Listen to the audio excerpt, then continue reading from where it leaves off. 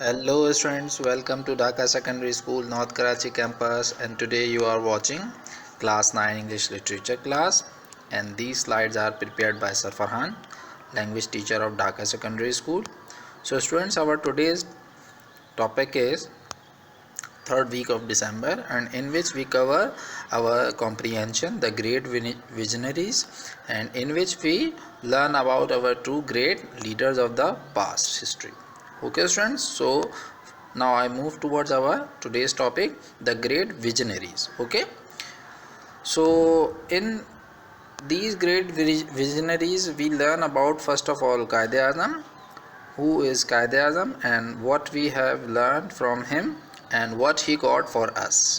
So first of all, I talk about his personality and achievement. So Quaid-e-Azam Muhammad Ali Jinnah was one of the most dynamic personalities of South Asia. His message of unity, faith and discipline and his determination made him this. And he was one of the top barristers of Bombay, but his greatest achievement is unparalleled in the history of the world, and that is the creation of our country, Pakistan.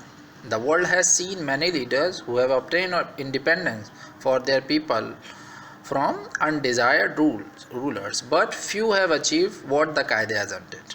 Okay students, so here comes the political acumen and contribution of Quaid-e-Azam. So actually, Quaid-e-Azam was a strong supporter of Hindu-Muslim unity in the beginning, and he wanted them to be united. But as an outstanding political leader, he very soon sensed that the Indian National Congress was leading the Hindus of the subcontinent towards Hindu-Muslim polarization. This, he realized, would result in political and economic victimization of the Muslims in the region. So therefore he decided to leave Congress and join the Muslim League.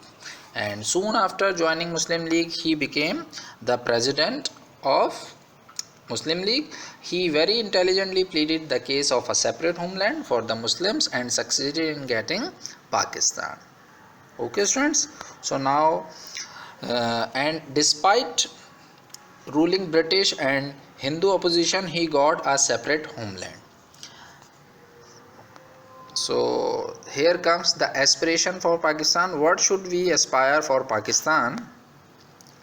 So Quaid-e-Azam envisioned Pakistan as a nation state, ensuring equal rights for all citizens of Pakistan, and on August 11, 1947, the Quaid-e-Azam, on his election as the first president of Constituent Assembly of Pakistan, declared a speech, and in which he says that in Pakistan all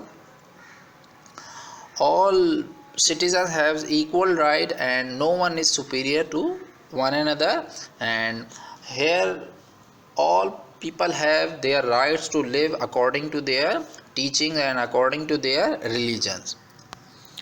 And alas, but the sad thing is that this great leader had to leave this world before he could transform his ideals into practical steps. It is now our responsibility to set the future directions for this great country by implementing the Quaid's vision of Pakistan. Okay students, this is what the great visionaries Quaid-e-Azam and his personality, political acumen and aspirations for Pakistan. So now I move towards our second great leader, Allama Iqbal. So we all know that who is Allama Iqbal. So Allama Iqbal is the poet, or is also called the poet of the East, was no doubt a great poet, but poetry was only one of his many accomplishments. So professionally he was a professor of Arabic at the Oriental College, Lahore, and after doing his MA in 1899, and in 1905 he went to London to study law and receive a law degree in London, and he thus became a barrister by profession. But this does not mean that he gave up everything else. This versatile person continued his quest for knowledge in various fields, and in 1908 he was awarded a PhD degree by the Munich University in Germany for his work on Persian philosophy, and that's why he is known as Dr. Muhammad Iqbal.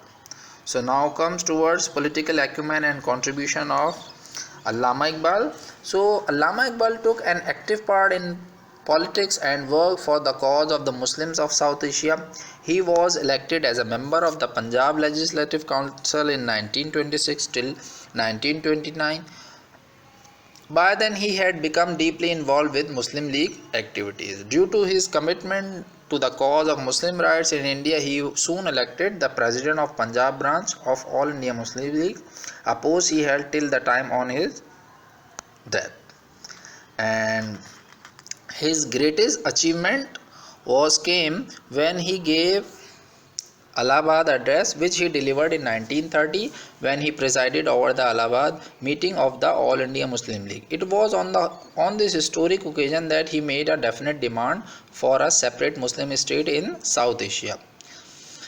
Okay students, so this address also shocked both Hindus and British leaders, and this resolution is known as the Pakistan Resolution. From this point onwards, all efforts were directed towards this end and culminating in the creation of Pakistan on August 14, 1947. So now comes towards the students the aspiration for Pakistan. What should we aspire for Pakistan? In the following path of Allama Iqbal. So this great leader died in 1938 before 8 years of creation of Pakistan and the creation of Pakistan, but he played a major role in its creation by planting the seeds of a separate state for the Muslims of India and people's mind. And Qaid-e-Azam praised Iqbal's role in a message on his death, and he said to him that to me he was a friend, guide and philosopher, and during the darkest moment through which the Muslim League had to go, he stood like a rock. So Qaid-e-Azam directly praised Allama Iqbal for his vision and for the support he gave him in order to make this country. Okay students, so here comes the last point regarding Allama Iqbal. So Allama Iqbal had a great love for Islam. He always advised the Muslims to remain true to their faith and to practice it in letter and spirit.